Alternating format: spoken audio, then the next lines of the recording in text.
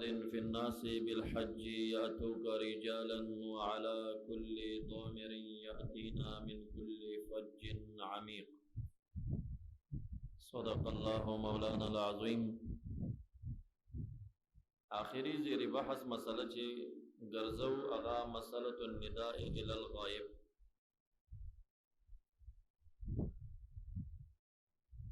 پاکستان کی دا ډیر معروف ده، ډیر مسلمانان په مساجدو کې په گاډو کې د شعار او د نخ د پارا یا رسول الله یا محمد لیکي. اهل زیغ چې څومره جماعات دي او حتی کې حنفی رونم د نه مطالعې د وجنه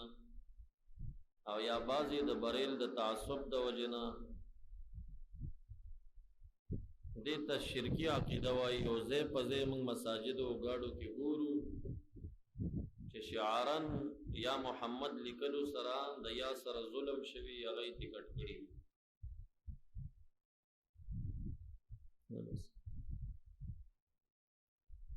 نو اولا دی مسئلہ کی تفصیل ذکر کوما چه دا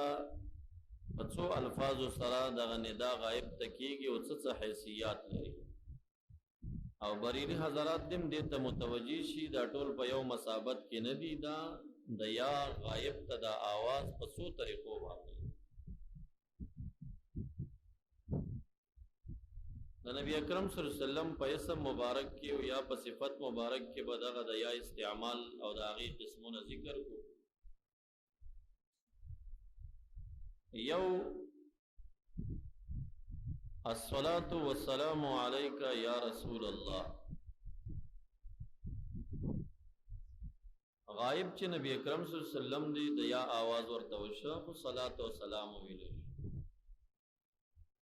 پنیت د حضور خارجی جسدی سره نه بلکې پنیت د حضور علمی سره چې دغه ویون کې د صلات او د سلام پخپل د ذہن پکوٹا کی رحمت عالم حاضر کی متصور فی الذہن کی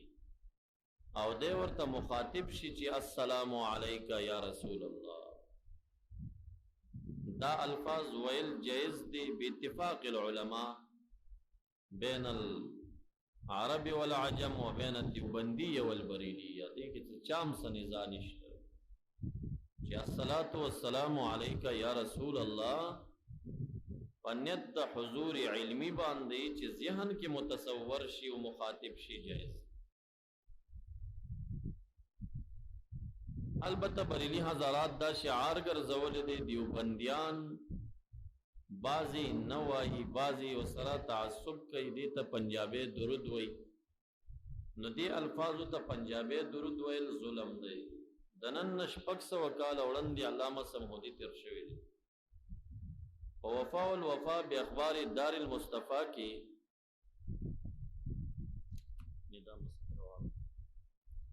وفاء الوفاء باخبار دار المصطفیٰ کی آغدا ذکر کئی چی صلاة و سلام پر رحمت عالم باندی لستل کیگی بسیغتین پدو سیغوسا سیغت الغیاب و سیغت الخطاب. یو دا غیاب سیغدا بلد خطاب سیغدا. ہر چی دا غیاب سے غدا غدا الفاظ دی چی صلی اللہ علیہ وسلم. ہر چی دا حضور و دا خطاب سے غدا دا وفا والوفا سلورم جلد ری سوا نہ سل اختم صفحہ بانے دا ذکر گئی. چار چی دا خطاب سے غدا نو داغے الفاظ دادی چی او آئی الصلاة والسلام علیکہ یا رسول اللہ. نوائی دا دوار جائز دی سواء کان قریبا منہ او نائیا عنہ. کسڑے دا روزی سر قریب ویو که دا روزی نلری وی نوائلے شی چی الصلاة والسلام علیکہ یا رسول اللہ. دا صرف دا شبد دی دا فکم چوائی دا پنجاب نراغلی درود دی نا دا پخوانا پا عرب عجم کی معروفو دا زمان دا استاذ طول فقہا دا منگتا تعلیم را کئی دا آداب و زیارت المصطفیٰ تعلیم سرا کئی چه منگ بودریگو نبی اکرم صلی اللہ علیہ وسلم تا السلام علیکہ یا شفیع المذنبین السلام علیکہ یا رحمت للعالمین. دا دیر الفاظ زمان دی علمگیری زمونږ بحر الرائق، زمونږ شامی، دې ټولو راخستی په آداب زیارت المصطفی باب زیارت النبی کې دا الفاظ لیکلي. البته که یو وهابي دا خبره کوي چې دا الفاظ په احادیثو کې نه دي راغلي، نو هغه ته دا ویل پکار دي چې ته مانځه کې کم تشهد کې او د بخاري د عبدالله بن مسعود تشهد چې دا معروف دی او جماهیر په قائل دي چې تشهد دغه دی چې عبدالله بن مسعود نقل کړی دی، نو په هغې کې الفاظ څه شی دي؟ السلام علیک ایها النبی، سلام دی پتا باندې یا نبی. دا څه شی؟ دا خو ستا تاویلات دي چې دا خو حکایت من الله تعالی ز نقل کوما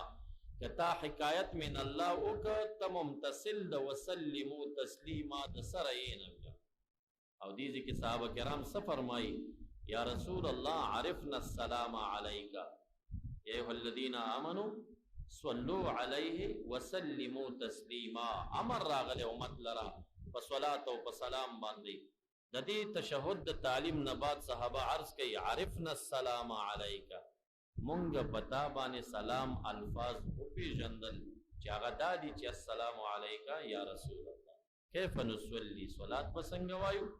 د درود ابراهیمی تعلیم ورته ورکړه. په دې ځای باندې شامی بحر الرائق تحتاوی دا لیکي چې کله مصلی دې ځای ته راشي چې السلام علیک ایها النبی، دی به انشاء کوي، اخبار به نه کوي، انشاء به کوي، ایجاد د ما لم یوجد، احداث د ما لم یحدث. دی به وایي دلته ځان ته به نبی اکرم صلی الله علیه وسلم متصور کړي زه در باندې سلام وایم ای د الله نبی، دا نه چې دی حکایت من الله تعالی کوي. او دی به ځکه دلته انشاء کوي چې دی ممتثل د امر د باری تعالی شي چې وسلمو تسلیم. که دی اخبار وکړي نو اخبار خو د عبادت نه عبادت نه دی. تا ته د اقیم الصلاة امر متوجه دی او ته پنځه ټیمه مونځ نه کوې او د غلام حضرت مولانا د مانځه قصې خلکو ته کوې، ته ممتثل جوړېږي. هلکه ته په دې امر عامل جوړېږي. امتثال څه ته وایي؟ عمل بالامر ته وایي. ته په دې امر کله عامل جوړېږي؟ تا ته د اقیم الصلاة امر متوجه دی او ته زما د مانځه قصې کوې.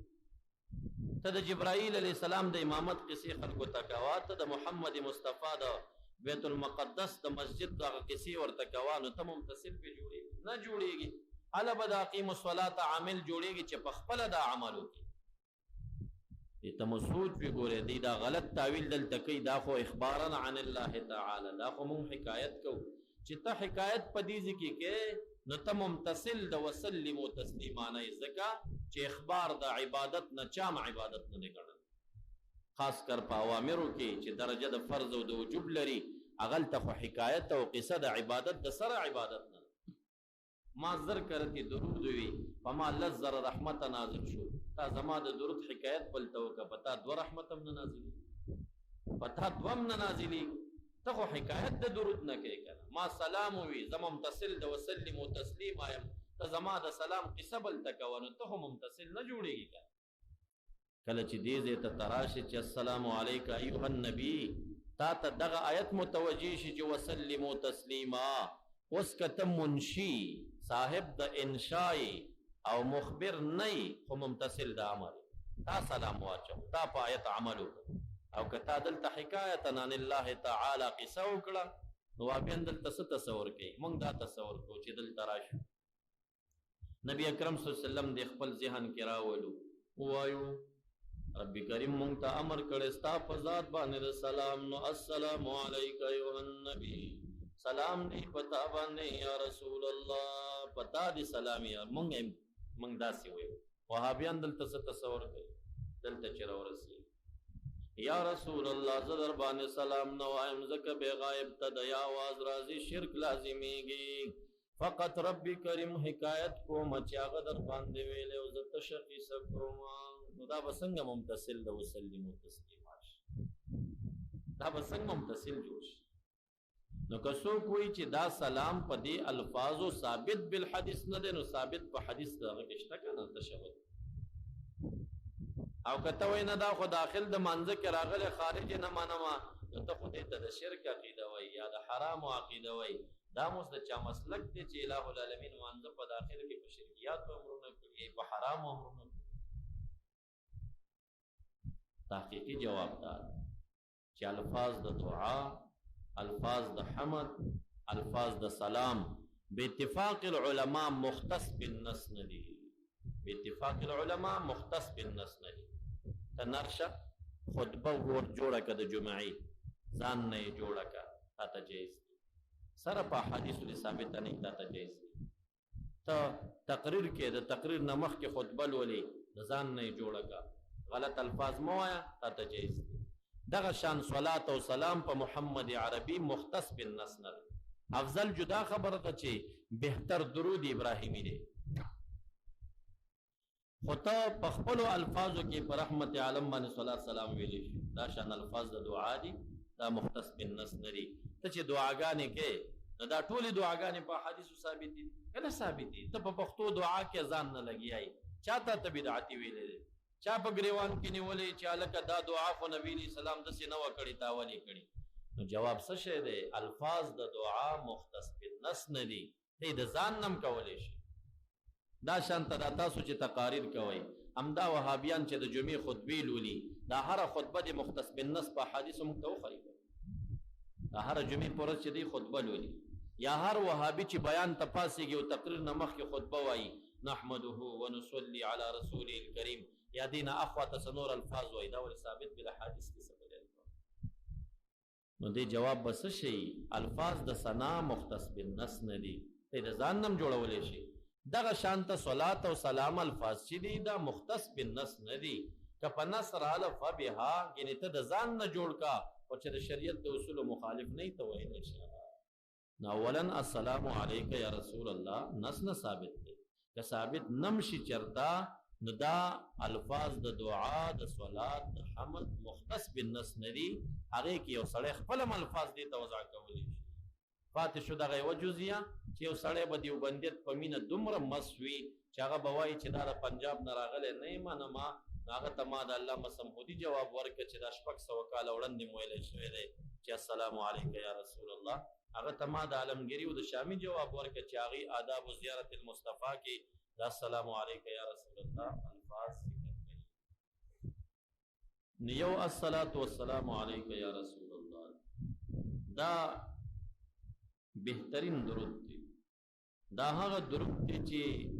یو عظیم سبب د ازدیاد د حب د مصطفی دی. که د چا په زړه کې د رحمت عالم مینه کمه وي او غواړي چې زما زړه د نبی علیه السلام مینه زیاته شي ورکې، نو دا دې په صحیح حضور باندې د الصلاة والسلام علیک یا رسول الله دا ویل شو.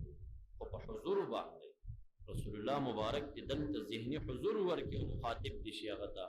بیا دې ګوري. ما چې کلم په کمال حضور سره دا شروع کړی دی نو ما ذات د محمد مصطفی صلی الله علیه وسلم بیا خوب کې کتلی دی سره. الحمدلله 11 کرتې ما د نبی اکرم صلی الله علیه وسلم ملاقات په خوب کې کړی دی. الہ العالمین دې موږ تاسې ته بار بار نصیب وکړي. اوس ډېر وخت کېږي چې ورک شوی دی دا خوب، نه پوهېږم چې ولې. الہ دې بیا هغه شان حال راولي چې د نبی اکرم صلی الله علیه وسلم په خوب کې دیدار او سلام موږ تاسو ته نصیب شي.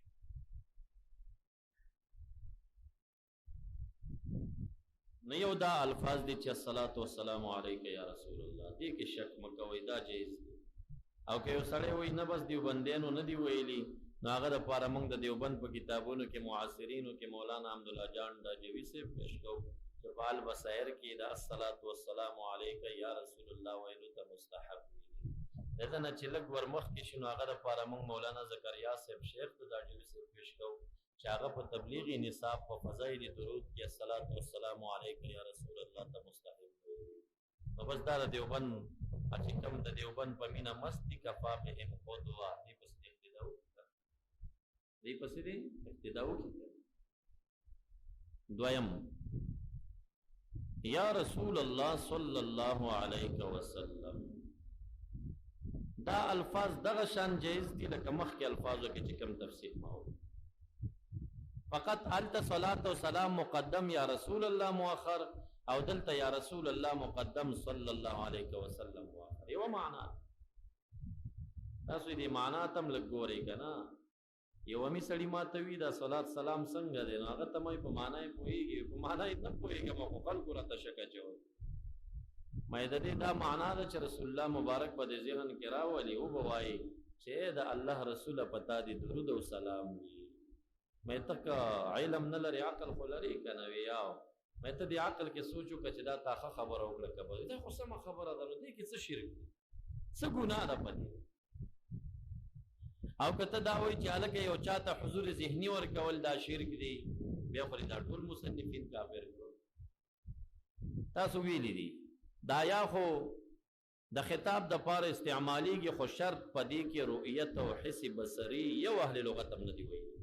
دیوال نه چا خو سړی د حس نه غایب تو ورته یا ویلی شي کنه یا زید یا فلانه ویلی شي نو یا کې خو خطاب دی لیکن حس بصری په مخاطب کې چا نه دی شرط کړي په یا کې او په هاذا کې څنګه دی واحد مذکر محسوس بالبصر ټول شرط کوي کنه شرط کوي صحیح او دا خطبو کې چې کله مقدمه کې راشي اما بعد فهذه الرساله دا فهذه چې دا هر مصنف وایي تاسو په اعتراض کوئ کنه چې کتاب خو نشته دا هذه چا تراجی کوي دا خو د واحد مذکر محسوس بالبصر د پاره جواب څه شي کوي جواب دا کې ودا هغه مرتبه ذهنی تراجی دا د کمال تیقن د علم دا مصنفنا په ماسیتی رساله باندې هغه معقولی په مرتبه د محسوس ګرځول او د هاذا اشاره ورته نو مرتبه ذهنی کې یو چاته حضور ورکول ته د هاذا اشاره جایز شو کنه شو نو چې هر کله په هاذا کې حس بصری شرط او مرتبه ذهنی حضور ته د رجار आवाज وا نو پیا کې خو حس بصری د سره شرط هم نه دی کنه پیا کې خو حس بصری شرط نه دی نو بیا پکې حضور ذهنی ورکو د یا خطاب وکورته او کنه دا هم شرک چې رسول الله مبارک په ذهن کې تصور هم شرک اعاذ بالله دا هم د چارای چې رسول الله مبارک به اوس موږ په ذهن کې نه راوړو ځان لپاره بیا باغی ته خطاب هم نکو یا رسول الله صلی الله علیه وسلم او دا الصلاۃ والسلام علیک یا رسول الله دا څه فرق نه لري فقط یو کې صلات مقدم دی بلکې خطاب مقدم دا یو شان دی دریم یا رسول الله فقط چې صلی الله علیه وسلم وسونه ویلې شي نو یا رسول الله فقط دا دو قسمه یو شعارا دا بل نداء دا شعارا دا روا دا نخې د پاره چې نخه وګرځېږي چې دې مسجد والا کمې ډلې خلک ګاډي کې نخې د پاره راوړل شي نو شعارا یا رسول الله بدون د نداء او د مطالبه نه جایز ده مطلقاً دلیل به راشي او یو یا رسول الله نداء او رستو دا غینه الفاظ مذکور نوی صلات نوی نو دا چغه دا بلا فائدې دا هیڅ فائدہ نه لري چغه دا بلا فائدې ولی په هر ندا کې مقصود به ندا ذکر شرط دی او د مقصود به ندا نه دی پس یو سړی وي یا رسول الله معجزتا نبی علیہ السلام ته ورسېدل هغه واورېدل هغه تا مخاطب شه سغواړي امتی لالا ځان نم نه خبر امتی لګرستو بیا چغه کی یا رسول الله هغه بیا ورته متوجي شي سغواړي امتی بیا سنوي چې دریم ځل دا چغه وای دا په مسخري کې دا خو بیا مسخري شوې کا ور یو شعار نه شعار مستثنا غبل شي یو نداء نه نو نداء رستو په مطالبه د شفاعت ذکر کې بیا چې مطالبه د شفاعت هم نشتا صلات سلام هم نشتا او محض یا رسول الله نو دا به فائدې چې غدا د دې څه فائدہ به نشته او یو یا محمد هم دوه قسمه یو شعارا دی او بل نداء یا محمد شعارا دا جایز دی په غزوه د یرموک کې یو ځل ورغره صحابه او تابعین شعارا یا محمد ویله حواله راځي او یو نداء دی نو نداء یا محمد دا اخص الخواص د پارا چې محمد اسم ذات عالمی و نخلی په معنا د استایل شي وی صفتی معنا واخلی جایز بشي په بعید داوید سرا خو نداء قران کریم منع کړی دی چې نبی اکرم صلی الله علیه وسلم لا تدعوه مبلې دلرا پشان د بلن استاس بعض لرا د دې تفسیر ابن عباس ابدا کوي چې لا تقولوا یا محمد موای ځکه دا بی ادبی ده لکه ته چې یو چانوم ته आवाज کې الہ العالمین دا نبی اکرم صلی الله علیه وسلم دا مخلوق دی هغه خالق دی او دی عابد دی هغه معبود دی الہ باندې د رحمت عالم قدر و احترام کو نشتا او امت ته تعلیم ورکوي کنه تمام قرآن عظیم الشان کې نبی اکرم صلی الله علیه وسلم ته یا محمد आवाज نه دا امت ته تعلیم ورکوي دی ایها الرسول شتا یا ایها النبی شتا خو یا محمد نشي کته وای کوم جماعتونو گاډو کې چې لیکل شوی هغه شعار دی هغه ندا نه ده ګوري هغه ته ناروا مو وایا هغه شعار دی داغي منادي خود سره لا معلوم نه دی چې دا ندا چا کړی او په ندا کې مقصود بن ندا ضروری وي هغه څه غوښتي دي اسم پاغي کې نه هغه نخه ده او د نخه د پاره یا محمد ویل چې کم دی هغه به جایز دی د بلنه او د ندا په نیت باندې به د بيدا یا محمد یو شعار النداء نداء به د بيدا بیا او یا رسول الله نداء چوي سب ذکر کې کله ذکر نکړه به فائدې چغلا او کچر تشعارن وینو بیا یا محمد امرواله یا رسول الله امرواله دا نه چور ما بیان کو اوس کته دلایل ته کوشش اول دو نصوص چې مونږ پیش کړی دي دا زمونږ په دعوت دال نه دي بلکې د مخالفینو د دعوی بنیاد نړۍ مخالفین عوام او خواص ته دا ذهن کې چولې ده چې غایب ته د یا आवाज شرک دی وای دا څه کنه وای کنه چې غایب ته د یا आवाज شرک اول دا چا ویلي چې غایب ته د یا आवाज شرک هڅه ځان نه خبره خوره کړی ده نو مونږه په دغه دونه سینو باندې د دوی دا اصل نړو چې تاسو دا خبره بی بنیاد ده دروغ ده او د ځان نه ده چې غایب ته د یا आवाज شرک دی اول سورۃ حج 28 نمبر آیت وَأَذِّنْ فِي النَّاسِ بِالْحَجِّ اعلانو کہ ابراہیم علیہ السلام خلقو کے دا حج چه راضی بوتا تدا خلق پیدل یا بہر دوامر اوخ باندے دوامر او مدمر خواغا اوخ واستوی چه دیر منڈی ورکی او دا دیر ٹریننگ دلاسا نریشی نگویا که دی مقدو سفرون کڑی دا ٹریننگ دلاسا خوار شوی دوامر وطویل شوی وعلا کل دوامرن پار لاغر او خوار تعلیم یافتہ اخبان یاتینا چرازی بتا تمن کل فجن عمیق دارو جورو لارو ناونونا را روان بیستا پا طرف باندے امر راغ زاد المسیر سلورم جلد ری سوا نحوی صفحہ پدیزی کی مفسرین اتفاق لری چاکل ابراہیم علیہ السلام دا بنا دا بیتنا فارغ شو رب کریم ورطا امر کئی چی اعلانو کا خلقو کی خلق نشت دے سنگ اعلانو کی فقال ابراہیم یا ربی وما یبلغ صوتی آواز پا زمانہ رسی وطا قال ازن وعلی البلاغ وکا اعلان رسول پمادی فعلا پرتشا جبل دا بی قبیست ویویل یا ایوہ الناس ان ربکم قد بنا بیتا یا ایوہ الناس خلق نشت غائب دی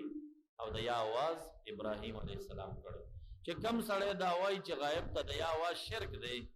ما کان ابراہیم یهودیا ولا نصرانیا ولکن کان حنیفا مسلما وما کان من المشرکین دا غایب ته د یا आवाज دی تلا دنیا کې ویم نه د سرا د پلار پشا او د مور پر رحم هغه ته خدای تعالی ورسول فاسمع من فی اصلاب الرجال وارحام النساء طول تا کم چې د خدای تعالی په علم کې او چې دا به حج کوي هغه ته ورسول هغه الته په لسان د حال گویا نشو لبیک اللهم لبیک نو دا لبیک اللهم لبیک دا د شاګانو د پلار کې دا دغه ارواح او دغه بچو چې کم حج کې نصیبي هغه چا چې پنځه ځل تلبیه دل طویل هغه په پنځه ځل حج عبد الله بن عمر سے دوش په تزل تلبیه ویل او هغه دوش په تزل حج تلاړ چې چا څومره ځل ویلې دا غومره او چې چا نه دا ویلې کنه ک بیت الله شریف سره په مکه معظمه کې اوسېږم حج به نصیب نه ماته یو کس حکایتو کول اسکال ال تیر کړیو په زمون کفیلو اور کال ورته مونږ وی چې راځه دا حرم کې اوسېږي مکه معظمه کې نږدې پراته مکه معظمه خپل مکیو په ځکال تبو کم کال تبو کم مرشو حجونه مکه معظمه کې اوسېږي او حج نه کوي نو دا ولی چې دا روح لبیک نه دی ویل نو دا موږ د دوی اصل ونړو چې کم سړی وایي چې غایب ته د یا आवाज شرک دی او زمونږ په دعوت دا علم دی ځکه خلک نشته او د یوحنا आवाज نه کړی دی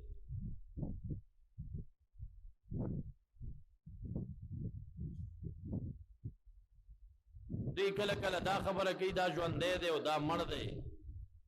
ما یو وهابي ته ګاډي کې سبا سره راغلی نو ما ورته مې چې اسې دا کارغه مړی قدر مند دی که د اولیاو د انبیاو مړي وی د اولیاو د انبیاو مړي مې زه به قرآن کریم نه ثابته کړم چې چکنی شوي کارغه تم د یا آواز یو پیغمبر کړي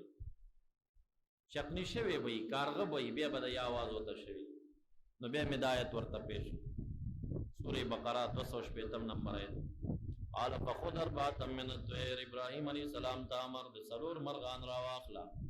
هغې کې و قول دی چې دا کم مرغان فصرهن الیک ای فقطعهن ثم اجمعهن الیک ټوټه ټوټه کو ځان ته میلان ورکو راغونډې کا بیا وګرځو پار جبل د دین جزءا سیسا ثم دعوهن بیا وبلد لرا راضی بدا تا ته په منډه باندې اوس چې دا چک نکړل په غونډېګانو غرونو باندې کې خدل ورته وی بلا نو اوس کارغه څنګه بلې بللو څه طریقه ټول مفسرین دا ذکر کوي په دې ځای یا غراب ایتنی یا حمامت ایتنی هغه د مړه دا چکنی دا کارغه دی غایب دی ورته آواز کار غایب او مړی ته یا آواز شرک نو دې سره بس کو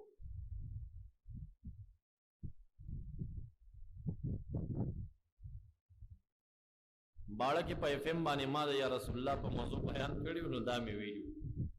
او دا ډېر بیا د قوم شاکر منیر سره نور لاره نو زما د ادله او د جواباتو التمانن دلایل مسلسل په یاد باندې بیان کې پیش کړیو نو التا په سبا ورځ باندې ډېر زما د خبرو جواب کوي ډېر معقول جواب یې وکړ وې دوی دا پیش کړل چې ابراهیم علیه السلام کارغه ته आवाज کړی دی نو هغه خدا کارغه را نیولې او چکنی کړی او به ورته आवाज کړی تاسو دا پیغمبران راونی سي ټوټه ټوټای کې به ورته आवाजونه وکړي اعاذم بالله دا په فم باندې د دې بی دین आवाजو چې ریکارډ شوی هم دی نو دا د دې به جواب په مقابله دا خو ما ستا اصل نړولې دی دا مناظرې په شواهد او دلایل سپوي کله مناظره کې سړی دلیل خپل موضوع باندې وی کله د مقابل بنیاد نړۍ زستا داوا نړوم چې ته وای یا غایب ته شرک ده دغه شرک نه ده او ته وای چې مړی ته د یا आवाज شرک ده دا څومره بیکاره خبره ده مقبره ته چلاړ شي دا مردگان غایبی کدا ګوري پستر ټول غایب دستانه نبی علیہ السلام تا ته طریقه تعلیم صدر کې السلام علیکم یا اهل القبور وای کنه وای غایب ته د یا आवाज ده کنه دا مړی ته د یا आवाज ده کنه نو څنګه غایب او مړی ته د یا आवाज شرک کړي